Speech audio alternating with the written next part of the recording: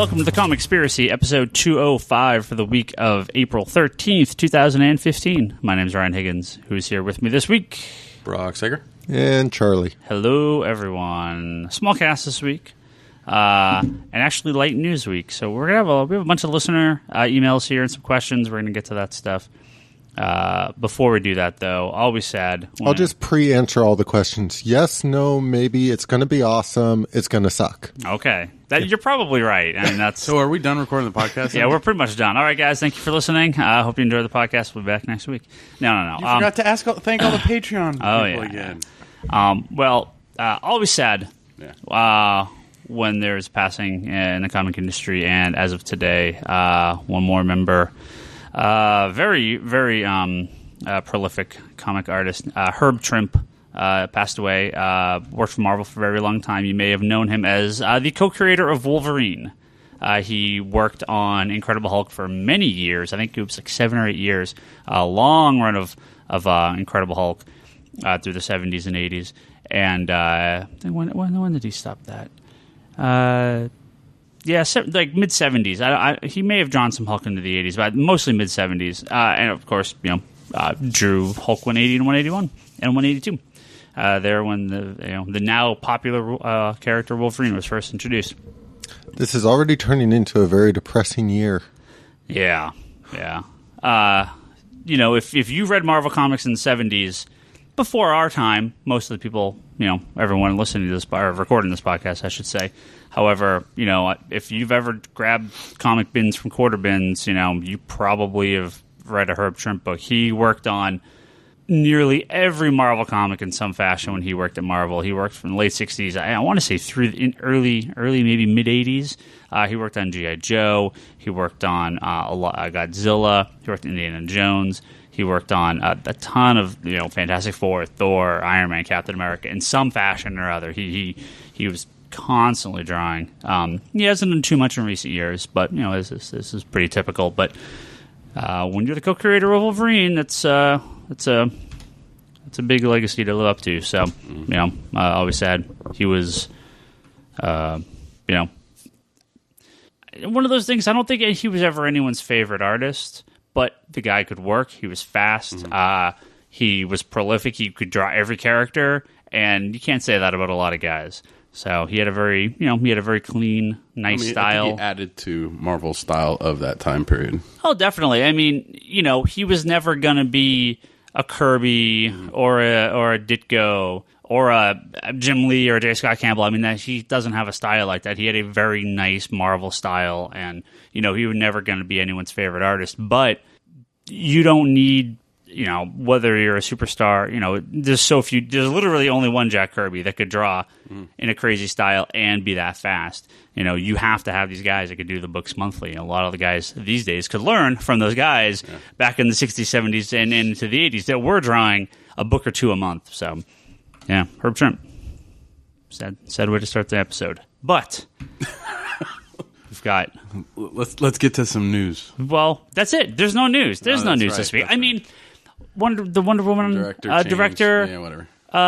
Due to creative differences, is leaving the Wonder Woman movie. Wonder Woman's the new Ant-Man, apparently. See, I'm just having the fun of going, and that was the exact same reason they gave for when Joss Whedon stopped doing the Wonder Woman movie. All right. Well, there's a funny story going around about Wonder Woman that...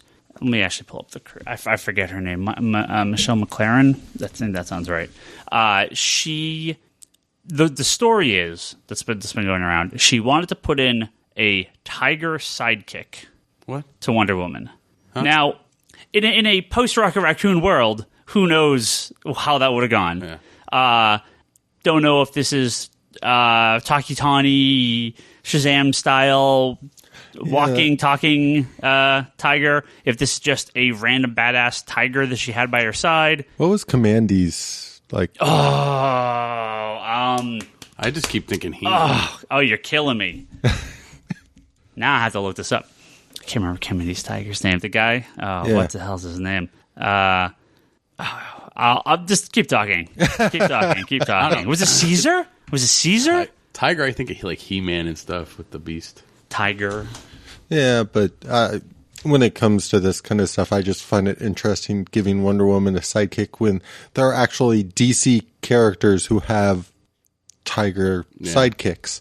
So, that sounds right. So, yeah, it's an old style thing that has gone away. We may have dodged a bullet. Who knows?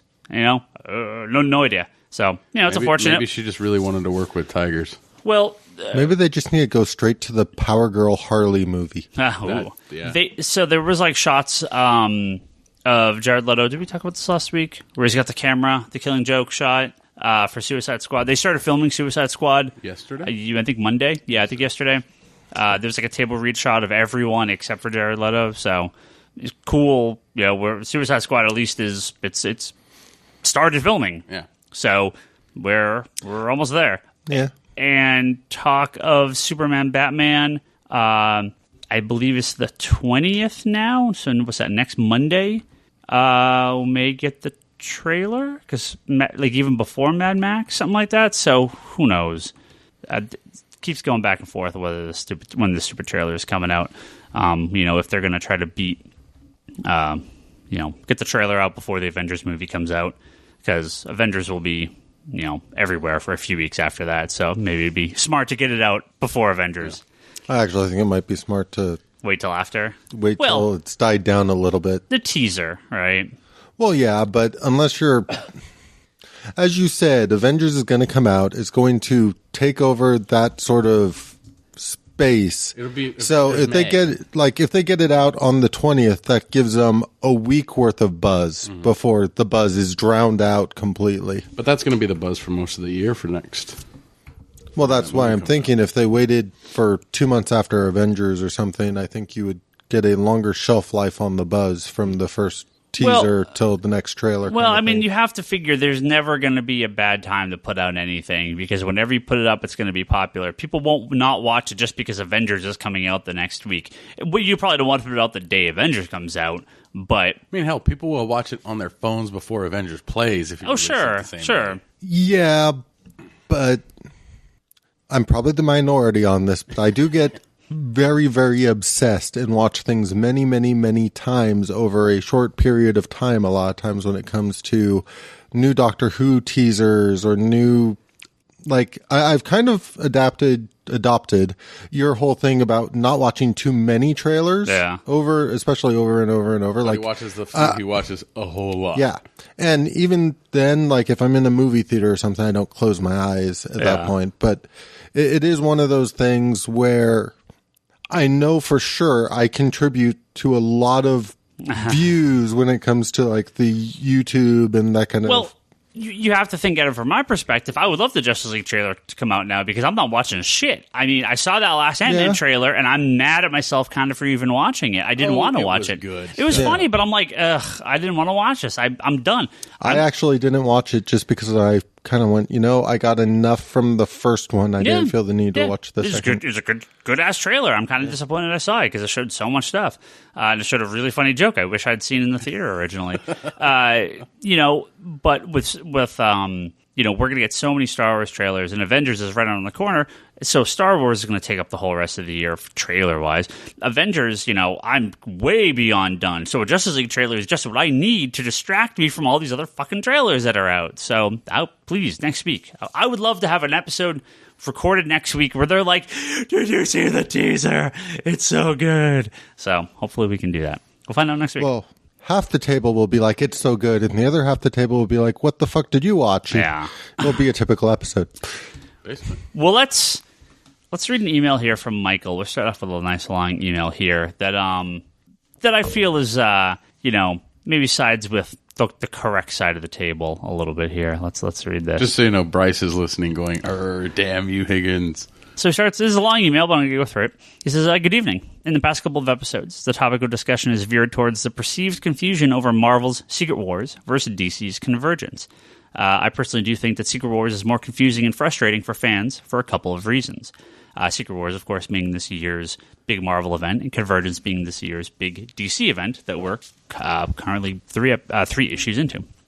He continues, first, DC clearly stated that Convergence involves Brainiac capturing various chunks of DC history prior to the Crisis events that wipe out that particular era, as well as some favorite Elseworlds. They are then all brought together and placed in a world and then made to fight as some sort of sadistic experiment. It's pretty cut and dry. The New 52 still exists, and while I believe that Convergence will have some impact on the current DC universe, it doesn't have to have any if they don't want it to. The story can easily stand on its own. And we mentioned stuff very similar to this, that DC's been very upfront with how they talk about Convergence. He goes on. Secret Wars has a very similar premise, but involves many overlapping storylines, i.e. Age of Ultron versus Marvel Zombies, as well as a separate Marvel Zombies book, for example, that are now deemed to be different worlds and aren't necessarily the same as the original event. After the destruction of the current Marvel Universe and the Ultimate Marvel Universe, and all of these crunched together onto Battleworld, this leaves fans wondering why, who did it, and what will be the ramifications for the current Marvel Universe, which now no longer exists, except it's a spot on Battleworld. Will the Marvel Universe return? And if so, how different will it be? I don't see how this can be anything other than a reboot, despite Marvel's claim to the contrary. How can they justify completely destroying the universe only to bring it back basically the same? Yes, I know it has been done before in various storylines, but I'm speaking only about it happening in an event of this scale. If they did that, then the entire event would be pointless on some level. This is still a lot more, but I do want to comment on that. Because you have an event like the Infinity Gauntlet, where they basically do destroy the entire universe, but it is reverted as a way for the good guys to win. I don't see Secret Wars being the same type of story, at least not as it's being presented. Maybe if Infinity Gauntlet was today, it would take over 52 titles and we'd have what we had back then. But there was never a belief that the Infinity Gauntlet storyline, when it came out, was going to completely destroy the Marvel Universe forever. I feel like the pitch on Secret Wars is going to leave maybe some people disappointed, much like the Batman Death of the Family. I think a lot of people misinterpreted. And people were disappointed that they didn't kill anyone off when they were never supposed to, but they never really said what was going to happen because they don't want to ruin the end of the story. So I understand Marvel not wanting to ruin the end of their own story, but I don't think we have a good understanding of why this is even going on. You know, I've read all the new Avengers and Avengers books, and Bryce will tell you they're not confusing, but I'll tell you they're pretty confusing, and I don't get what's going on in these titles. The whys, the who's behind it, what's going on. Well, it's, I mean, you've talked to, I've heard you talk to customers about it, and it's like these worlds are colliding and they're being destroyed, but they have the ability to save one, but not the other, so that to pick which one dies. And but they didn't, like, there's this whole bunch of back and forth about what's taking place, right, with, the Illuminati, right? Well, and the Free Comic Day book this year is a Secret Wars #0, which I thought, okay, we're going to get the event. I will spoil Secret Wars #0 for you right now. It's a recap by Valerie Richards, Sue and Reed Richards' daughter, that just talks about kind of what's happened leading up to it. It's not anything new. It's not. I mean, it's maybe not so different than the Convergence Zero issue, which was a lot of setup. But this is literally just a recap of New Avengers up to this point by a little girl. It's a little weird. It doesn't tell me anything that I haven't already read that I still don't kind of understand. Yes, but you might be smart enough to explain it to you. The Valerie Richards might? Yeah. Oh, she's smarter than every one that's ever shopped at the store put together. So, yeah. So she should be able to make it make sense. Well, I mean, again, we're told the events, but we won't know till the book comes out. But the only thing that's sort of frustrating me with this, and part of it has to do with the fact that you have the Avengers book and the new Avengers book that are both sort of being taken over by a lot of this. And the last, I want to say the last 4 issues of each, maybe it hasn't been 4, but the last X amount of number of issues seem to really be around, we sent people in to investigate it and they died, or look, they came back. But it doesn't really feel like anything's progressing or has progressed over the last 4 to 6 issues. The whole time runs out thing. Yeah, I'm reading it. I'm understanding what's happened within the context of the issue, but what's going on or where this is leading, I don't need the stories to be simple. I like Grant Morrison. He's complex. Hickman is I would say at least a similar level of Morrison. But I get it when Morrison does stuff. I just don't get a lot of the Hickman stuff in Avengers, right? So, but I didn't during Infinity either. I thought Infinity was a mess. There was interesting at parts, but there's very little introduction to characters. Like it's not that it's poorly written. It's written on, I don't know how to describe it. It was an Avengers event that should have taken place in the Avengers books. Most events kind of follow this pattern for me. Like a 6-issue mini-series event or something. The first 3 issues tend to be really good.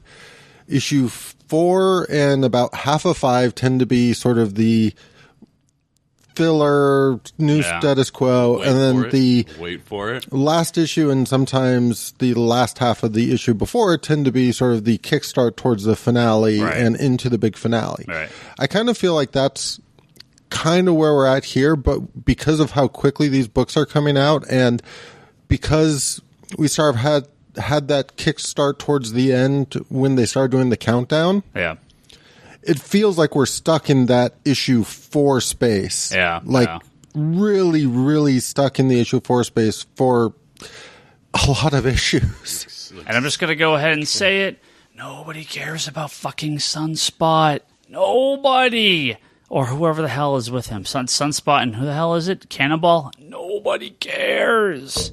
Okay. I got to continue because he's got some good points here. Michael continues. DC events seem like a throwaway decision that ended up gelling into a potentially awesome and fun event that pays homage to longtime fans and may or may not affect the primary DCU in some way. I think it will. Reviews have been pretty good for Convergence already, which I like. Secret Wars, on the other hand, seems to have been a well-planned-out event initially that has just gone off the deep end and has turned into this unwieldy monster that no one seems to truly understand, including the publisher. And we brought up something very similar, and I definitely agree. This is actually a very interesting part, though. And, we like to talk behind-the-scenes stuff here and comic retailing stuff, and he brings up a huge problem. I've been dealing with having to order Secret Wars, and the way Marvel books come out, they don't come out monthly. A lot of them will come out twice a month. And so I'm having to kind of very cautiously gauge some early issues to not overorder too many that I can't adjust later. So I'm kind of in a weird spot right now. But I'm confident Secret Wars is going to be wildly successful. Don't get me wrong. I'm very excited for it. I just wish, as a reader, I knew more going into it. Yeah. At least the setup for it. But this is, I think this is a very interesting part of the email here. He says, as someone who buys part of my books from my local comic shop and also has multiple print subscriptions through Marvel and DC, I wanted to know how this will impact my purchasing decisions. I asked both companies, and DC ended up being much more clear about how the event would affect my subscriptions. DC sent their subscriber card stating that if you subscribe to Book X, you will be receiving Book Y in the mail during the course of the event. I then knew exactly which books I still needed to purchase through my local comic shop in plenty of time to place advanced orders. I posed the same question to Marvel in Midtown, who handles Midtown Comics in New York, who handles their subscriptions, and was literally told, we don't know. I was then told to basically go ahead and pre-order what I wanted from my local comic shop, and if an issue I had bought through my local comic shop also showed up as part of my subscription, I should then check with Midtown to see if they would put my subscription on hold until the event ended. While this is not an unreasonable suggestion, it still kind of pissed me off. I figured the company that provided the books and the company that handled their subscription would be able to tell me which damn books I'll be getting so I don't waste money buying 2 of the same thing. My solution was to pre-order the Secret Wars Core miniseries from my shop and not buy any of the extra minis. I'll just wait to see which ones show up in the mail, and those will be the only extra ones I read. As petty as this seems to some fans, I have other demands on my money and have a monthly budget of books, so getting 2 of the same book is not a thing I want to do. This has greatly diminished my interest in Secret Wars and has helped me decide that I will wait till it's over to see which new Marvel titles will launch before buying more Marvel from my shop. I hope this at least clarifies my perception on why Secret Wars is more confusing and frustrating than Convergence. He then does actually wrap up here. He says, by the way, I look forward to the show each and every week. I decreased the number of comic podcasts I listen to from 10 plus, to only 3, and Comic Conspiracy on the top of that list. Yay. Hey. You guys tend to have some of the best discussion about comic industry and comic-related TV movie news. I also really enjoy when you guys discuss current and upcoming books. There's a few nitpicky things I could complain about. Bryce. But you guys give me free entertainment, so what have I really got Bryce or to Brock? bitch about? Pretty sure I said Bryce. Okay. And then the mostly, well, I don't know, this is kind of all over the place. He finishes up with the Green Lantern movie was not that bad. Okay, you got me there. Man of Steel has its flaws, but it's not terrible. Okay, I'll give you that. It's good, but okay, we'll take it. Daredevil Director's Cut is good. No, okay, you lost me. Sorry, Michael, you lost me. Alan Moore is overrated. I maybe won't disagree. And Cable kind of sucks. Okay, you got me back, Michael. Very good. Okay, excellent.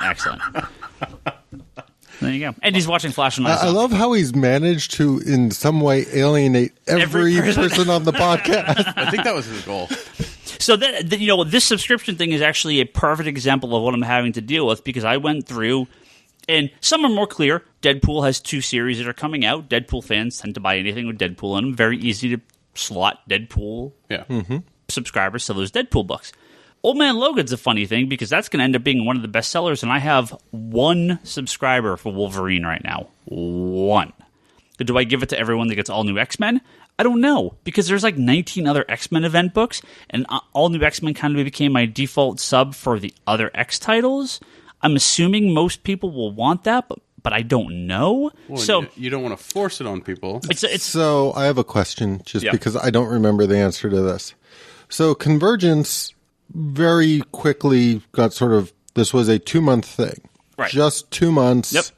The weekly main Convergence book, 2 issues of a lot of these other books. Yep. How long is Secret Wars going? No clue.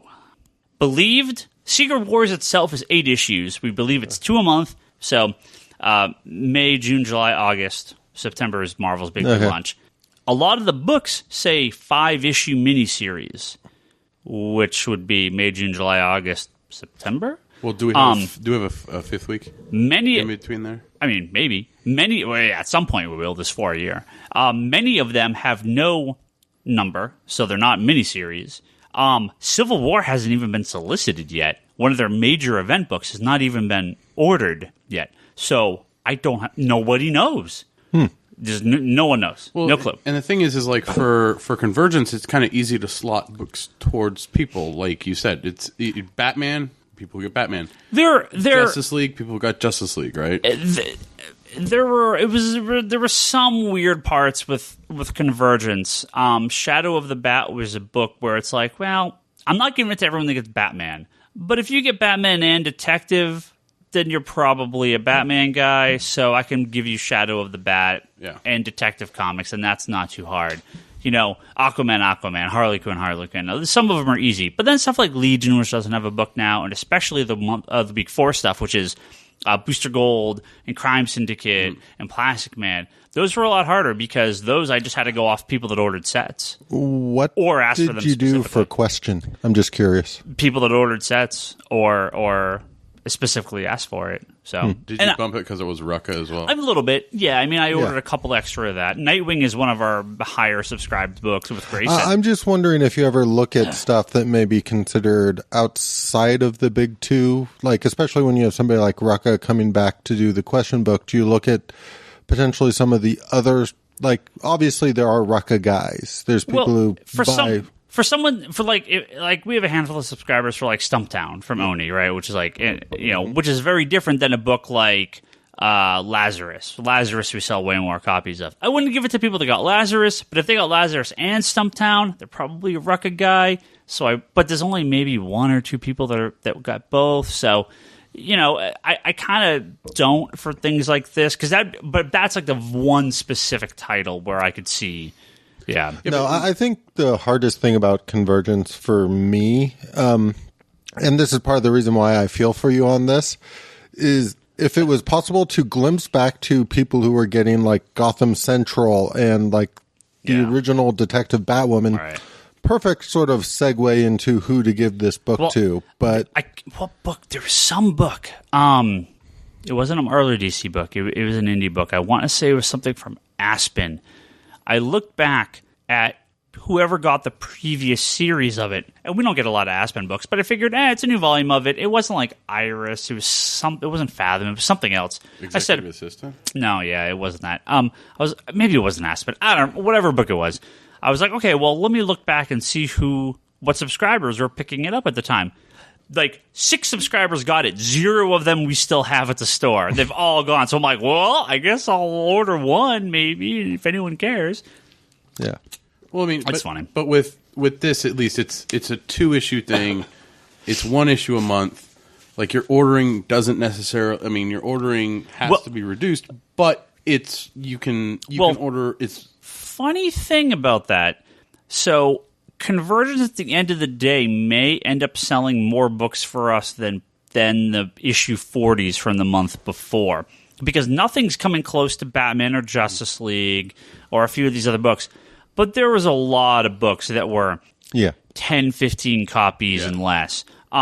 The lowest I ordered of any Convergence book was 19 copies, and I should have stuck with my gut and gone like a baseline of like 25 and then added on top of that, because I've had to reorder everything I basically reordered every single issue. But my order is up like 3 or 5 copies. I mean, we're not talking dozens of copies, but I've run down or run out of everything week 1, and looking at week 2, which is up on the wall right now as we record, before it comes out, it's going to be bare by Wednesday. Yeah.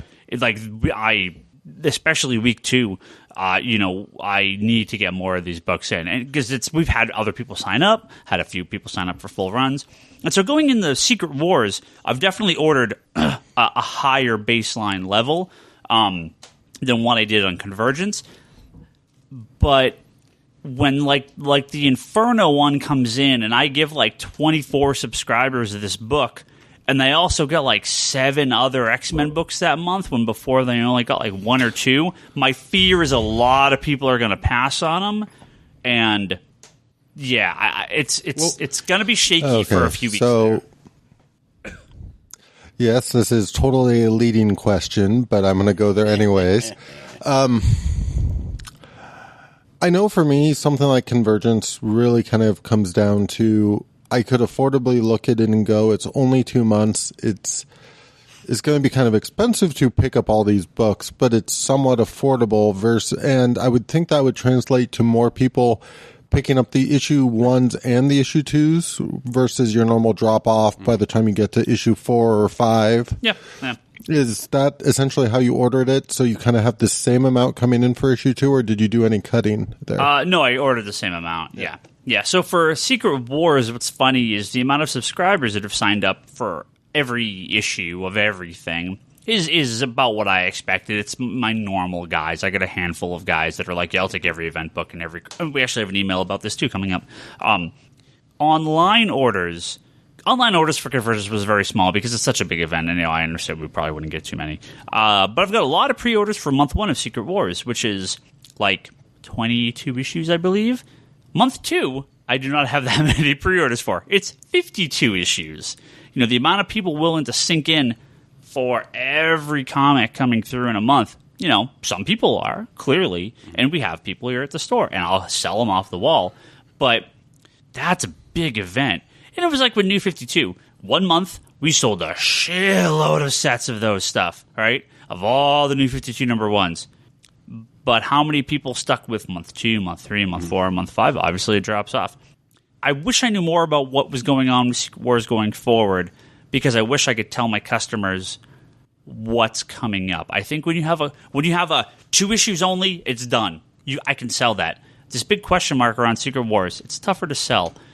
Well, selling 2 issues to people, the commitment's not that much, right? And they know it. Like with DC, we know each title is going to be $3.99, right? So it's an $8 commitment if you want to get this book. Yep. Boom, done. Yep. And that's $8 over 2 months. 2 months, right? Whereas Secret Wars, they're most likely going to be $3.99 a piece. Yeah, everything's $3.99 or $4.99 or $4.99. Yeah. But then you're committing to 5 titles over the span of 4 months? Well, we don't know. Again, that's the thing. You don't know. We don't know the release schedule. Right. So you're sitting at $20 investment over 4 or 5 months. Don't know when it's coming out for each individual thing. I mean, it is a harder investment. And like I said, I don't want this to sound like, I'm not going to order any of these. My Marvel orders for what will be June is ridiculous. Like, that's a number I haven't seen from Marvel in a long time I put in my initial orders. All right, so look at But when it comes to FOC, that week one, people have to realize this, week one of Secret Wars, if I'm sitting here on Wednesday and I got 20 out of 25 copies of every book that I have on the shelf at a minimum is left, I'm just going to go to FOC and just hack, and cut it to the bone. But it would happen with Convergence, too. It's the same thing. Convergence, I went much less on because there wasn't a lot of excitement about it. However, excitement has grown about the event. Secret Wars, excitement's very high. It's very easy for me to order high. And I can screw myself 3 weeks in a row. That's fine, because at least it's going to be 5-6 months worth. Convergence, much tighter window schedule, much easier to reorder than get screwed in the long term. You can reorder with DC a lot of the times. You're able to get books. I was able to reorder every single issue of Convergence. But Marvel, are you going to be able to reorder those, or are they just going to go straight to second prints? Yeah, probably not most of them. Right. So I guess, I understand why we're comparing the two. They're completely... It's apples and oranges, really. The Secret War is your sort of traditional big event versus Convergence is sort of a Band-Aid stopgap. It's closer to like the 0 year, not 0 year, but the 0 issue. Yeah. It's just 2 months of that rather than but the thing is DC's kept kind of a good distribution across the board. Every week it's about the same amount of titles. 10 books a week. Right? Yep. So on and so forth. Whereas, like you said, week one for Marvel Secret Wars is 22 books. Well, month one. Month one is 22 books, 22 right? issues. 22 issues. Some of them are double shipping. But month two is 52. So you're like you're doubling. But you have to also remember there's also like 10 regular Marvel books out that month. It's not like every other book is coming out. I mean, that's it. Everything's over in that month. A few like the ones sticking around in June are Squirrel Girl and Rocket Raccoon and Silk and Howard the Duck and Ant-Man and Hawkeye, and that's it. Every single Marvel comic that you read is not being published for 6 months, probably 5 to 6 months. So, again, Amazing Spider-Man goes to Renew Your Vows. It's a direct one-to-one transfer. That's fine. There's no Avengers books at all. Nothing is even Avengers related coming up. I mean, Civil War. I was about to say Civil War. That's the closest thing, but it's totally different. X-Men has like 90 of them. Old Man Logan's the Wolverine replacement.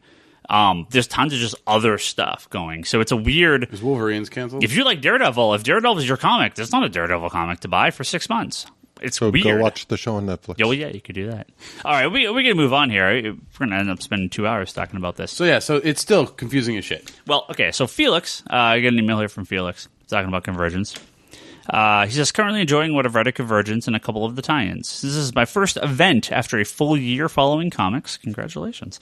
I was wondering what you guys' experience is with new readers and how long it usually is before they give up comics, and if event fatigue is maybe a reason. I've got to say it's beyond overwhelming, especially on the wallet.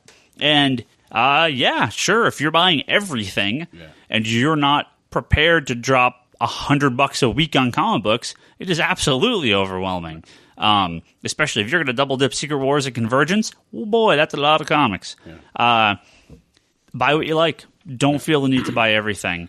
Yeah. I mean, even for me, I'm Convergence. I was like, I'll get a decent amount of these, and when week one came out, I'm like, you know what?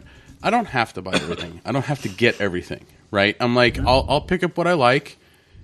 Stuff I don't like, I don't have to pick up. It's it's one of those things where even if you like it, you don't have to buy it. Yeah, free to flip through at the shop. My answer to this is, if you really want to know if a book is good or not, message me or Brock on Twitter, and we'll probably have an answer for you.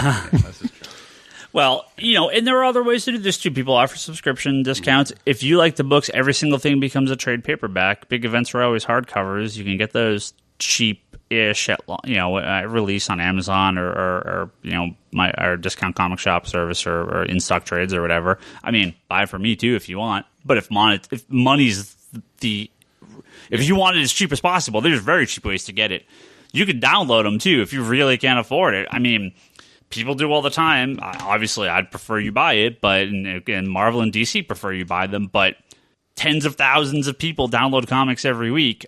Like, I'm not going to say it doesn't drive sales in some fashion. It can. It absolutely can. I am not. So, if I will not cast that first stone, okay? No, but I am. Download whatever the hell you want. Don't tell me you do it. I don't care if you do it or not. Well, I just have to say this, just because this always amuses me. So way back when Ultimate Spider-Man was really, really hot, they had the first 20-something issues or something for free online on like Marvel's site. I literally caught up and then started buying the new issues here at the shop because I caught up, was engaged in the title, and started investing money in it. Yeah. And obviously, being the nut I am, I went back and I bought the hardcovers as they came out and all that. Yeah. So my typical advice when it comes to any kind of downloading it for illegally or through legal fashion, since there are some stuff out there towards that, is invest money in what you like so they keep making it. Sure. You got a friend with a Comixology account that buys everything? Borrow that and read their account, No different than reading someone's comics. And, I'm never going to tell someone go download a comic book illegally off the internet, but I'm not stupid. Of course, you could do it. It's easy enough. It's plenty of people do it. It's not going to stop. It's not going to go away. The comic industry has always had that. People read this shit for free. Because, back in the day, it used to be, oh, look, I bought this comic. Charlie, read it. Sure, trade. Right? Well, and the thing with downloading comics, those are not lost sales. Just like people when they download movies, the large majority of them would not go see it in the theater. The large majority of them would not rent it or pay to rent it. The vast, vast, vast majority, this is how they're going to watch it one way or another. With comic books, if it's a matter of you download everything every week and you buy the 5 titles you really like versus you feel the need to buy every title every week for 6 months, you go out of you cannot buy anything else, and you quit and you burn out and you quit the industry entirely and you never buy another comic again. I'd much rather have you buy 5 comics a month, because a customer that buys 2 or 3 books that's with me for 20 years is way more important to me than someone that buys 100 books a week but is gone 6 months later. That money's great. But it so rarely lasts. And variants are like this too. We talk about variants a lot, and go for it. The Marvel sales charts for March, I don't know if people saw these. They're ridiculous because DC didn't ship like any of their top selling books. So the top Marvel had like 16 out of the top 20 books, or 14 out of the top 20. The top selling DC book was that Arkham Knight web comic. Oh, the one that's for the video game. Yeah, which blows my mind. Those things never sell. There's the thing of Howard the Duck sold more copies than every DC book. It's but you also have to realize it sold almost 100,000 copies because of variants and incentives. Yeah. If that launched raw, it would have sold 25,000. And when you wait to issue number 6, it's going to sell 20,000 copies, or 5. It's going to sell 20,000 copies because that's what comics do. So people that buy, when I see this so often with variant covers, where people just burn out so quickly on them because it's impossible to catch them all. You just can't. Howard the Duck was good. It's a great comic. It's a great comic. It deserves to sell 100,000 copies legitimately, not because people are buying variants to flip. I couldn't get through issue 2. I stopped reading. Marvel. Too bad. It's great. No, it's funny. The first issue I liked. Chip Zdarsky. The second issue I was like, I think it was the fact that the Guardians were in it, and the Guardians are the new Wolverine, so they're like in every other title. What, you didn't like Rocket shaving the map into his chest? That was awesome, especially when Howard mentioned, couldn't you have just looked that up on the computer? Yeah. So Felix... I'll read issue 3, but yeah, that Guardians book was me. So Felix, buy what you like, man. Buy what you can afford. Don't feel the need to buy everything. Buy the main series. I'll always suggest buy the main series. You get a good overview. Minis, tie-ins, specials... buy it if it looks really good. If you're rich and you got the money, buy everything. But it's one of those things. In the events, buy the big book so you know what's going on in the event. For everything else, buy what you like or ask people. Get people's opinion. Should I get Green? Yeah. Charlie's going to say yes. Get Green Lantern. Maybe Parallax, right? Let me read it first. Yeah. But a good example is Batgirl. The Convergence Batgirl. I really enjoyed Gail Simone's. I haven't been reading the current one. I didn't really like that Batgirl Convergence book. No. But that's because I never read it during that time period. I'm not a big fan of what the Stephanie characters Brown. they were So- using, and it really just didn't catch me as a story in Sure. Convergence. So the way I look at Convergence, and this is much harder to do on like Secret War and stuff, is buy what you have nostalgia for. Because that's a lot of what these books are made for. Convergence and Secret Wars, absolutely. Yeah. A lot of these books, a lot of events are kind of the new big thing, but Convergence and Secret Wars are both specifically nostalgia trips. So Yeah. I should get another email here from Justin, since we're talking Secret Wars and Convergence. We're reading like 3 emails on this podcast. Oh, yeah, we yeah, haven't yeah. read an email in so long. Oh, I get him. He says, if I'm interested in reading one of the new books that's spitting out of Secret Wars, i.e. X-Men 92, do I need to follow Secret Wars closely, or can I jump into issue number 1 of the new book? I don't know. I'm assuming the miniseries will have some explanation of what's going on. I know the Convergence ones have. So I would think Marvel, hopefully, is smart enough to make these books kind of stand on their own a little bit, but have like the greater threat in the background. Absolute worst case, like we said, you're reading 8 issues of Secret Wars. You can now understand pretty much what's going on in all the other minis. That's okay.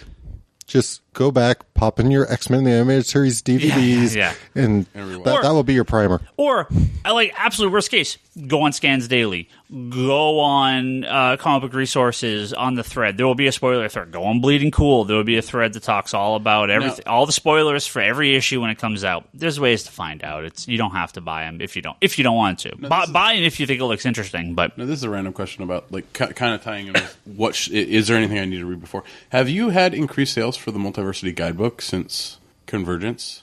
no, but Multiversity is sold very well for us. But I'm saying the guidebook specifically because that's a really, really great book that has like kind of Well, I will tell you what. really solid guidebook for what all the universes are. I will tell you exactly what happened with the guidebook, which I knew is what was going to happen. I ordered it exactly like I ordered all the other issues because I knew it was a regular issue of Multiversity. Just it's a guidebook disguised. It's disguised as a guidebook. Yeah.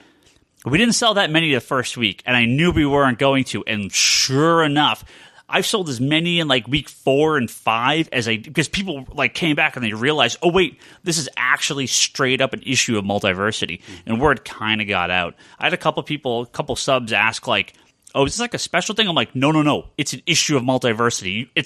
You just have to. It's done up like a guidebook, but it is because I mean every issue of Multiversity kind of has an homage to a certain type of comic book, right, and that's the guidebook issue, one. right? All But I mean, for people who are curious about Convergence and what's taking place, I think the guidebook has a great kind of just information dump, right, for all the multiverses that are kind of a lot of them, yeah. a lot of them are featured. Yeah, but these...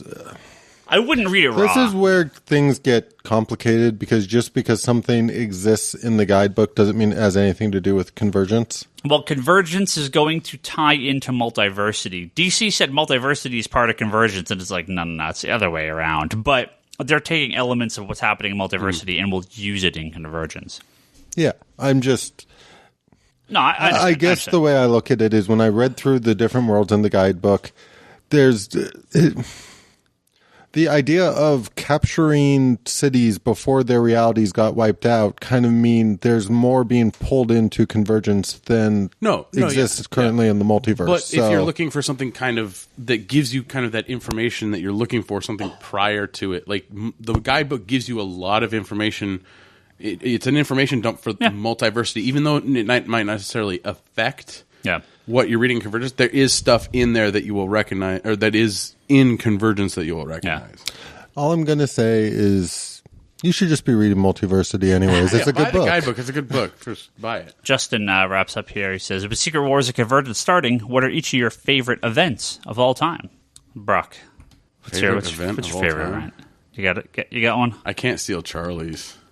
Well, so, I mean, big, small, as eventy as you want it to be, I guess. I mean, event-wise, I mean, the events that I was reading as they were coming out, I mean, currently probably... Or ones you've gone back to, I mean, either way. Well, ones I've gone back to that I've really enjoyed are like House of M, Civil War, Planet Hulk, Crisis on Infinite Earths. Like, all those I've gone back to and read, I've really enjoyed. The stuff that I've read as it was coming out, like Blackest Night. Sorry, Charlie. Like some to me, it's like I don't know. They kind of just blur together after a certain point. Like Forever Evil is good. I mean, in the last, since you kind of come back, what event book has worked the most for you? And you could pick any Green Lantern. You could pick Blackest Night if that's your favorite. I don't know what Charlie's going to pick. So, I don't really have a favorite event. Okay. Since I've been reading, Charlie. They've all been solid for the most part. So, even though some people would argue whether or not it's completely seen as a big event, I would actually say the Sinestro Corps, just because that for me kind of recaptured that holy crap effect in that first issue that honestly, the way comics are done nowadays, like I can sit down and I can enjoy the first issue of Civil War, but it doesn't necessarily make me go, oh crap. It's just sort of the nature of today's events. Going back though, like Infinity Gauntlet, I remember when I first started that series, that had plenty of sort of, oh crap moments the sort of same way.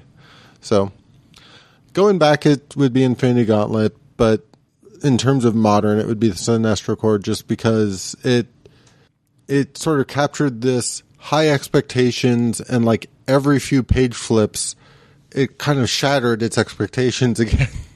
Yeah, I totally agree with kind of more old school or classic or traditional 80s 90s event. I didn't read Crisis when it was coming out. I mean, I read it a couple years later after I'd started reading comics. But I wish I was there when it was happening. But Infinity Gauntlet by far was of the ones that I read when they were coming out, so good. And that was one of those where I did buy every crossover I could get my hands on at the time, which is a good chunk of the Marvel universe. Which luckily didn't burn you out on comics. Yeah, no. Modern, no question. It's the Identity Crisis, Countdown to Infinite Crisis, that like kind of trilogy there. The Identity Crisis, probably to this day, still the comic that I have the most just torn boxes apart to get to the next issue when we got him in. Just waiting and waiting. Countdown to Infinite Crisis blew me away. And Infinite Crisis was one of those books where just the last page, every issue, I was just like, I can't believe they're going back to this. I can't believe they're doing this. This is so big. This is so good. I loved Infinite Crisis. I love that book so much. And Identity Crisis is still one of my favorite comics of all time. So yeah, that would be my little. It's kind of a trilogy, but they link together. Yeah. It's all one. It's kind of an event that flows into the next. It's definitely one of those things where. But Blackest Night would probably. Blackest Night would be like right next to it. Blackest Night is right there. One of my biggest oh shit moments came out of, I think it was Brightest Day, when it was the reveal with Swamp Thing. We'll get a question about Brightest Day here. Well, I'll get to that in a second. Like, that was one of my holy shit moments, right? Yeah. So. Before we go on to some Twitter questions, though, we're going to thank Albert Soy, Ryan Hess at the Reader for Gaming podcast, rfgpodcast.wordpress.com, and Julian Titus at the Nerds Without Pants podcast. They are all awesome. Oh, which is at Pixelbit, pixlbit.com. They are all awesome donators to our Patreon every month, which you can find at patreon.com/comic conspiracy. Donate a little money to the podcast, goes to pay for hosting, pays for our food beforehand. I give these guys some money, so everything, these guys actually make a little bit of money podcasting. They're not just slave workers anymore. They actually make a little bit of money to spend on comics. Really, it feels like slavery. Let's be honest. We know where the money's going. It's just going right back into the store. So, which, guess what? I read more, therefore I talk more about comics on the podcast. Exactly. So thank you guys for that. Why don't I read? I had a question actually here about Brightest Day. Let me see if I can find that. This is from Alex on Twitter. He says, "Can any of you guys explain what Brightest Day was all about?" Sure, Brock. I was bringing Alec Holland back. Well, I was part of it. That was the big finale, but it was all of these people were brought back at the end of Blackest Night with a purpose, and some of them, that purpose kind of drew back to events that had already happened, like with bringing back. Some of their purposes were pretty weak. Oh, I'm not saying they weren't, but I love the book, but they kind of fudged. They're like, oh, what was it like? Dove came back to throw a boomerang, or like there was some nonsense on a couple of them. Where I was They brought back Deadman, so he would sacrifice himself, being hit by the boomerang from Captain Boomerang, who came back. Yeah. So yes, there was a lot of silliness, but one of my, and of course going back to the whole Jeff Johns love thing, but one of my favorite things was bringing back the Reverse Flash Professor Zoom to go back in time and essentially bring back Barry, who was already back at the time. Right. I like that. Well, and it was also the creation, the Blackest Night caused the creation of the White Lantern, which is black is death, white is life. So it was sort of the formation of the White Lantern, which kind of started Kyle's whole journey. So interesting title. Now, don't ask me about Kyle's journey. I mean, don't read Brightest Day if you haven't read Blackest Night. Read Blackest Night because that, and I think you can read that. And if you haven't read Blackest Night, read Sinestro Corps. And if you haven't read Sinestro Corps, then go and basically just read that. Yeah. Then you go back and read Rebirth. All right. Don on Twitter asks, "Who is your favorite Batman villain?" His answer is the Riddler, and the Joker you cannot answer, or Harley Quinn. Take the Joker and Harley Quinn out. Ra's al Ghul. I was like, I already knew you were going to say Ra's al Ghul. Take Joker and Harley out, because those are always going to be the answers. Favorite Bat villain? That's not them. Can I go with Catwoman? Sure. Yes. She's a villain. Yeah. I love the Penguin. I love the Penguin in the sense that he embodies two different types of criminals. The modern Penguin, I love. Well, I love even the classic Penguin. I do. I love original Penguin too, but I love what the gangster Penguin, the Batman animated series. He's like he accompanies both the freak and the crime boss, right? Like But I want to say Two-Face too. Shit. No, I'll stick with Penguin. But he embodies both of those aspects of what Batman's up against, and his character currently is been awesome. Yeah. He's great in the TV show. Right now, but I mean, Penguin's a solid villain. CrossX Hunter on Twitter asks, "I've read all of Invincible last week, which he picked up the 2 omnibuses from us here at the store." Yeah, and didn't he comment about his packing? He said they were packed like ridiculously. Yeah, they got to get through the postal service. Do you know what these people? I literally scared the crap out of Trip because he's waiting for his bound books to come. I'm like, they're taking your package and playing a pickup game of street hockey on the roof, right? Yeah. And he's like, I hate you. I gotta beat them. Yeah. He asks, does anyone else read it, and how did issue 118 do at the store since it was 25 cents? I'll answer the back part. It sold exactly the same as every other issue of Invincible has for like 5 years. I never sell another copy. Well, the only reason they did that 25-cent issue is because he has to do something that has been done in comics before. I would guess. It's right? just like... Because that's what Invincible is. It makes fun of comic books. Maybe. But... I mean, it didn't sell anything else because it's Invincible. It's always going to sell the same. Do you still read Invincible, Charlie? So I haven't read it in years. I am one hardcover behind currently. Okay. So I think I'm ahead of you. Probably. Yeah, I've read. Basically, I read the first 8 hardcovers, and I haven't read the 9th yet. Yeah, I haven't read it in such a long time. So, well, we got a little tidbit of information about Invincible a month ago or so about the titles for all the trades. Oh yeah, I had apparently. Did we talk about this? I had apparently never realized that all the trade paperbacks were named after like 80s and 90s sitcoms. Yeah, I never realized that until they're all laid out in front of me, and I'm like, oh, okay, clearly. Which is weird because I don't like the new volume. Like was solicited without a name, so I wonder if they like ran out. there wasn't that many 80s or 90s sitcoms. Yeah. I thought there was a ton. I don't know. This is from Keith on Twitter. Keith? I'm not 100% sure what he's asking here, but I'm going to read it anyway. I think I know. He says, I get Flash, talking about the TV show, but Agents of S.H.I.E.L.D. being better than Arrow isn't debatable anymore. And I'm not sure what he means by that, because he says Arrow is living on prior rep, while Agents of S.H.I.E.L.D. can't escape theirs. I think he's implying Agents of S.H.I.E.L.D. is now currently better than Arrow, which I violently disagree with. Arrow may not be as good as it was in Season 2, but it's definitely better than Season 1, which is definitely better than both seasons of S.H.I.E.L.D., even if S.H.I.E.L.D. 2 is better than 1. Well, it's not even a question. The thing with Arrow is, I think Arrow is suffering from Flash syndrome in the fact that Flash is moving so quickly in what it's giving us that Arrow doesn't seem like Arrow feels like it's kind of standing still a little bit. Still, yeah. but it's like we're watching a show that's literally just cramming stuff into our. Well, I love every faces. episode of Arrow after I watch it. Oh, sorry. I love every episode of Arrow this season while I'm watching it. But when I get to the end, I'm kind of like, okay, let's see where they go with this. Flash, it's like, can you believe they did 9 things in this episode? It's ridiculous. Yeah. So Arrow is just moving at a very different speed than the Flash, again, no pun intended. But I cannot agree that S.H.I.E.L.D. is on par with either of these guys. Now, before anyone asks, we're not talking about Daredevil now. I've only seen the first 2. Brock has seen the first 2? 3? Yes, 2. Charlie, how many have you seen? I think I've seen 6 now. Okay.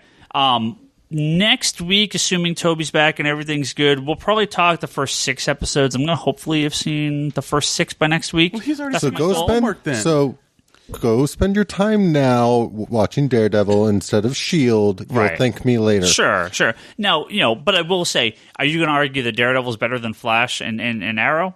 Sure, I'll make that argument, and I'll agree with it. It's fucking awesome so far, but it's a very different type of show. Yeah. S.H.I.E.L.D. is different than Arrow and Flash. I mean, the shows do kind of feel different from each other. I mean, Flash and Arrow obviously feel very similar. But, yeah, I will disagree.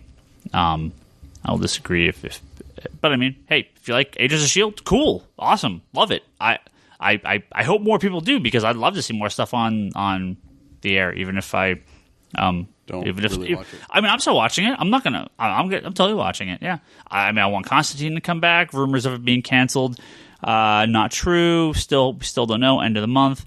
iZombie, I've been loving. I mean, it's a little formulaic. I mean, we're only 3 episodes in, but I'm curious on the back plot. But I really like iZombie. Very funny. So yeah, I haven't gotten a chance to check it out yet. I watched the pilot, and I haven't got around to watching the other ones yet. It's good. Yeah. Because you keep having stuff like sales on Sunday. Yeah, it's like this. It's like, watch Daredevil and watch all these TV shows when we got a sale, we got a comic book convention. Our good friend Jackie, haven't been on the forums much. I haven't seen him for a while. Asks, and this is actually maybe a Brock question. Oh, it's loaded then. He says between Archer and Armstrong, Ivar, Magnus Robot Fighter, and the Resurrectionists, is Fred Van Lant the secret best comic writer? I can't say because I don't read any of those books. So I can't say because I've only read Archer, Ivar, and what was the third one? Magnus Robot Fighter. I don't read it anymore. You don't read the new one, so okay. So do you like his work? I'm familiar with him, but I haven't read anything by him in a while.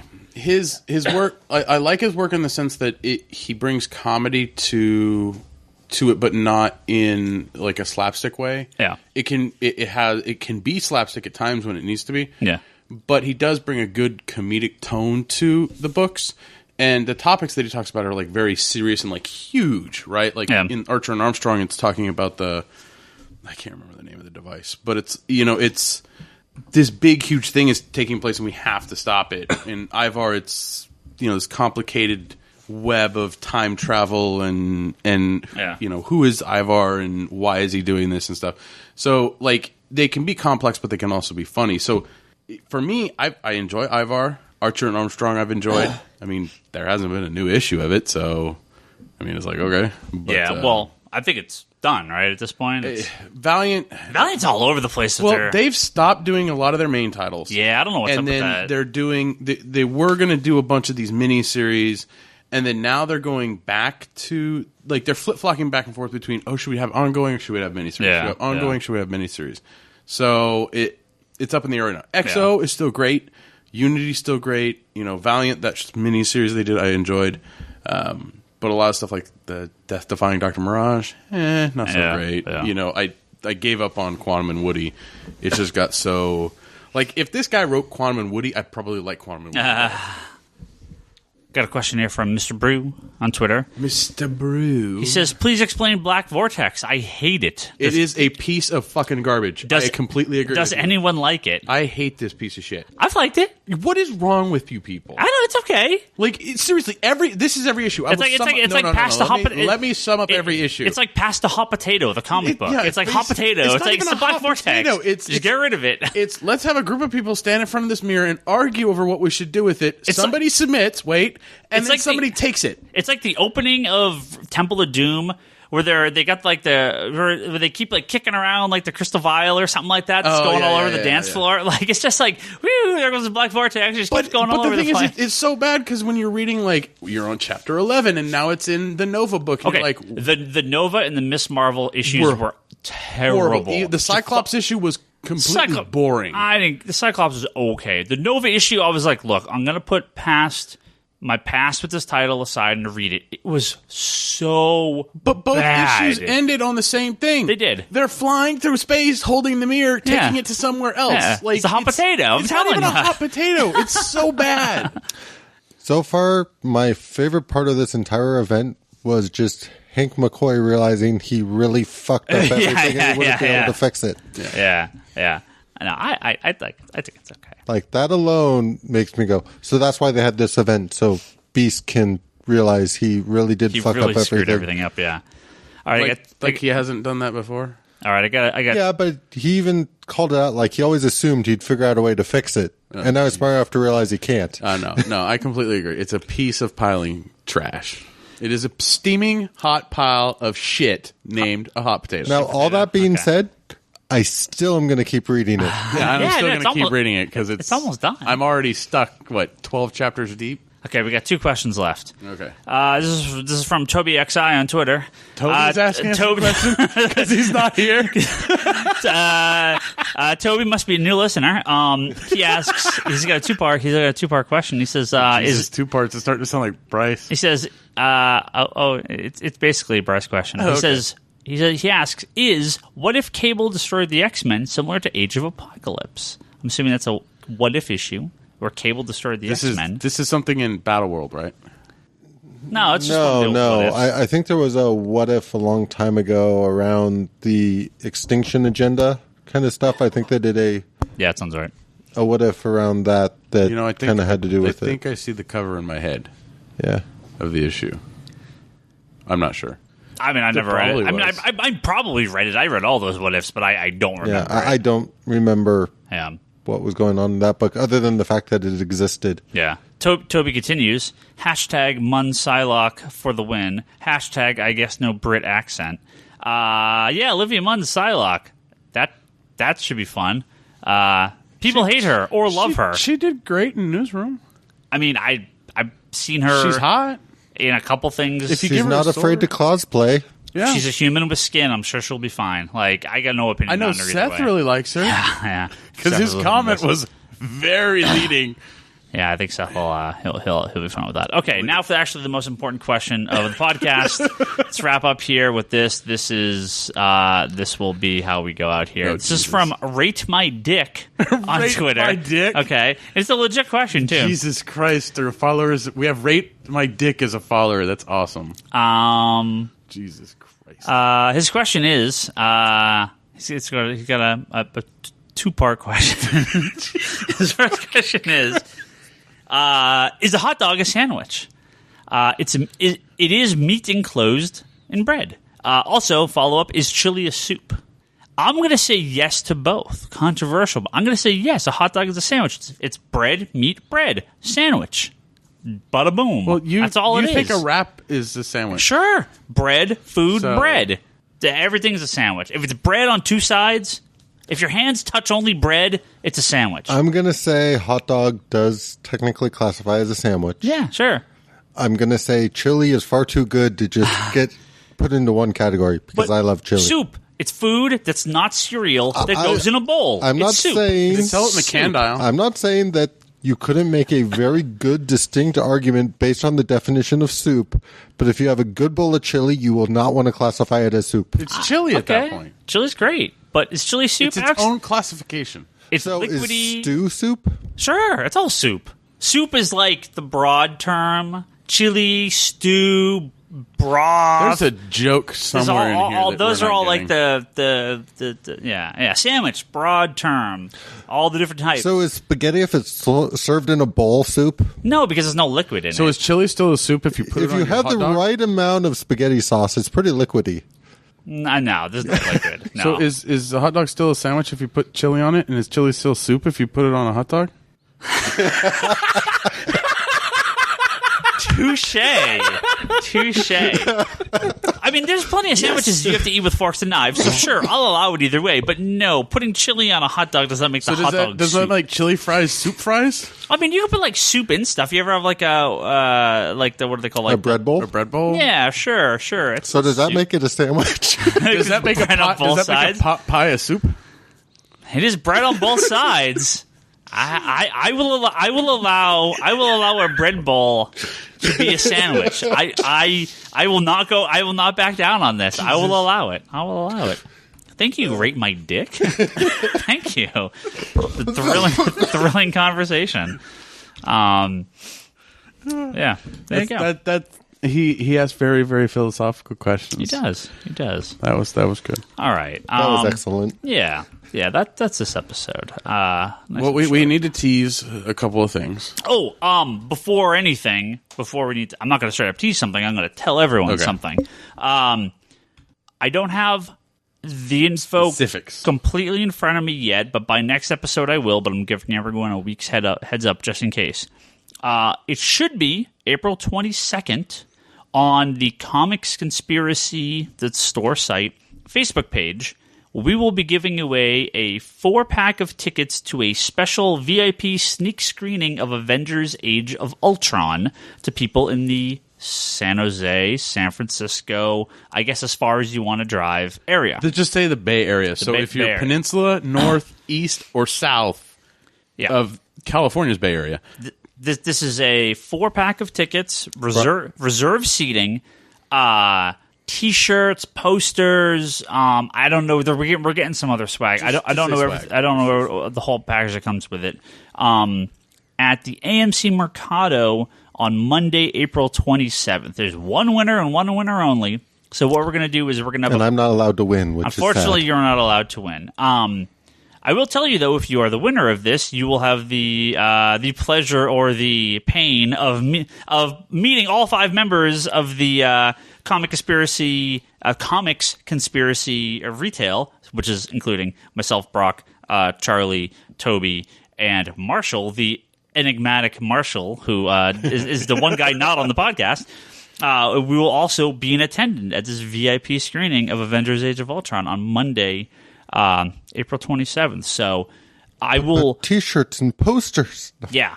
So April 27th, Facebook.com. It should be Facebook.com/Comics Conspiracy. That should just be what the link is. If not, double check. Just look for the store.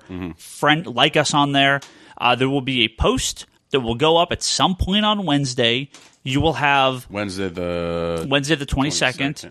Okay. My plan is to put it up probably 5 minutes before opening and 5 minutes after closing at the end of the day. I will draw one winner from that, completely random. You have to be in the Bay Area. I will confirm that to the best of my ability before I choose a winner. You will have like I have to have your info by like the next day. You have to come to the store to pick up the tickets and the package. So, you need to pick it up by like Friday or Saturday at the latest, because if you don't, if for some reason you can't make it, I have to redo this prize. So, be on the lookout for that. Very excited to do this. PR people from Disney got a hold of us, and that is awesome to be able to do this. And it is in 2D. It is not a 3D showing. Thank God. Yeah. I thought that of Man of Steel when we went, and we got there, and I'm like, oh, it's in 3D.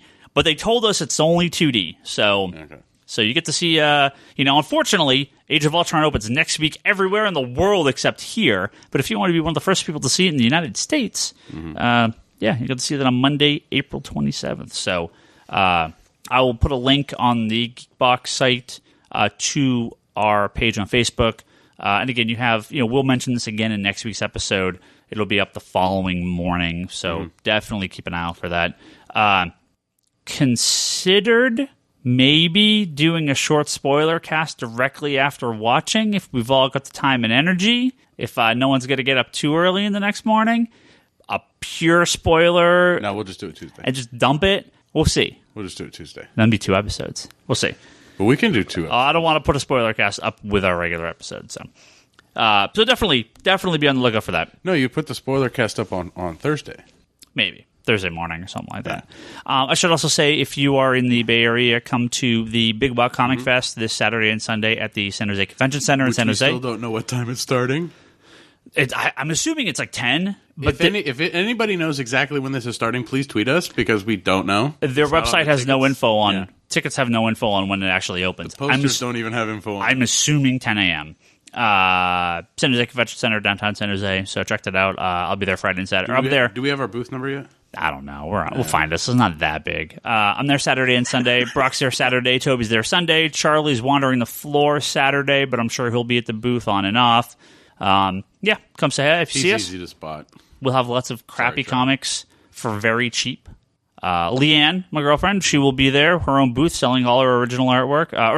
Selling some original artwork, selling lots of her prints of all her Game of Thrones and DC Women comics she got some Gotham prints, ones. And she's done a couple Gotham prints. So, yeah, all her stuff is going to be there. Commissions? She is taking commissions there. I mean, she's going to work on them later after and mail them out, but she'll do commissions. So she'll do like small commissions at the con for like rough head sketches and stuff. So go find her, and if you listen to this podcast, tell her you checked out her art because of the podcast.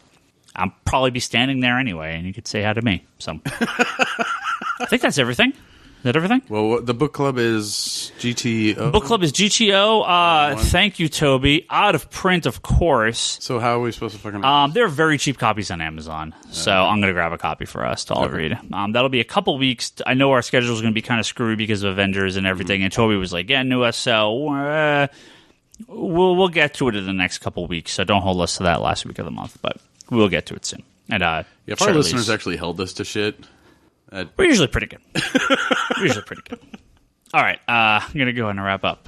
Thank you, everyone, for listening to this episode and all our previous episodes. You can find them at geekbox.net. Go to forums at geekbox.net and the Geekbox and Comic Conspiracy Facebook group on Facebook. Don't forget to go to Comics Conspiracy on Facebook, which is the store page, public page. Go like that, and remember, next Wednesday, going to have that prize package up for Avengers. Digital.comicsconspiracy.biz. That's where you can go buy all your digital comics. Huge sales all month long on books based around Convergence. Go check those out.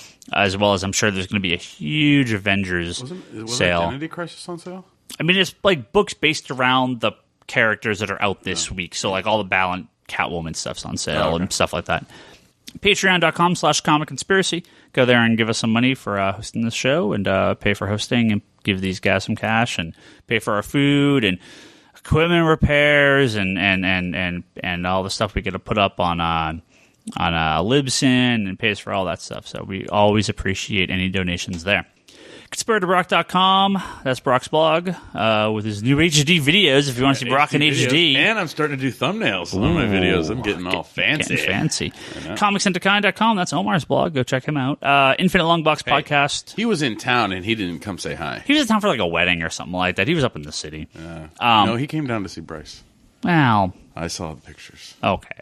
That's fine. Hello, Bryce. So Friday is 5 p.m. to 9 p.m. Saturday is 10 a.m. to 6 p.m. Well, Friday is loading. The con is not open. It's Saturday and Sunday only.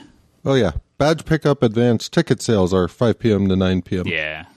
Saturday is 10 a.m. to 6 p.m. and Sunday is 10 a.m. to 5 p.m. Okay, 10 Yeah, we 5. should have just asked Charlie. Now we sound like morons. The Infinite Longbox Podcast and Wanderers in the Fourth Dimension. Charlie never sounds like morons on those. That's his podcast. It's about comic books and Doctor Who. Go listen to those. Well, they don't ask philosophical questions about hot dogs and chili. And Doctor Who comics. Twitter, that's a website you can go to. We're all on there. I'm Ryan Higgins Ryan. On Twitter, Brock is Brock Sager. Omar is Comics at the Kind. Bryce Larson is Larson Bryce. Toby is Toby XI. Sending us questions this week for some reason. And Charlie is Insanity and Chaos. Go at us on there and send us messages. It's following. And don't block me 10 minutes later because I say dumb shit. Just deal with it. Listen to all our other podcasts on our little Geekbox network. That's Geekbox, Comedy Button, Good Job Brain, the L Talk Podcast, Manga Machinations. It's a manga podcast run by the L Talk guys. Go check those guys out. So I think that's everything. Are you sure? I think so. We'll be back next week with more complete info about that Avengers giveaway. We'll update Facebook. Well, go follow us around there. We'll get, we're still getting the last of the info together, but should have everything next week. So, yeah, go team.